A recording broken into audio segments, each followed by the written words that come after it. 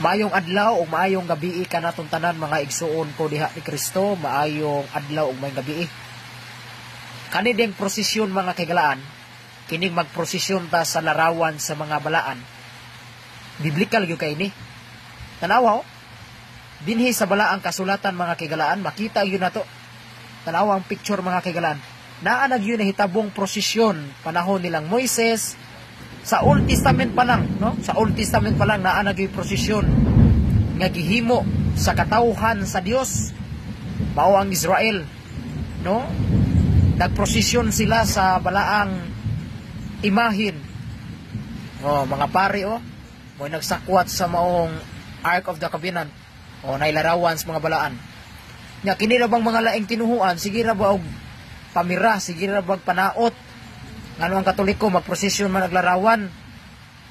Before mo manaot sa Katoliko, dauta usa ni. Dauta usa ni mga gihimo sa mga katawhan sa Israel. Ang unang atakihon ninyo, ang una ninyong birahan kini mga katawhan sa Israel kay mao may unag yung nagprosesyon sa larawan sa balaan. Sige mo pamiras Katoliko.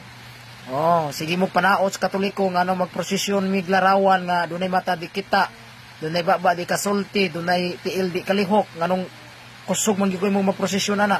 Ang una niyong sawaya kini sila kay mao man gyud unang nagprosesyon. Kini lang giprosesyon naman ni tiil di man ni kalakaw, naaman ni mata di kita, naaman ni siyay baba di kasulti. Ay sa na ang ilang giprosesyon Dios pod. Dios na po ni ilang gihimo. Naa na gyud ay prosesyon sa Biblia. Mo na nga ayaw mo sigig panaway, ayaw mo sigig panaos Katoliko nganong magprosesyon ang Katoliko kay kana ding pagprosesyon sa larawan sa balaan. Biblically naa na gyud na panahon pa ni Moises. Nakita ninyo?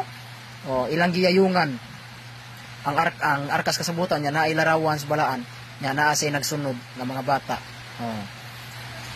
Mo ni ang simbahang Katoliko luta kaayo sa gihimo sa katawhan sa Israel. Luta gyud kayo, mamaog gyud kayo. God bless.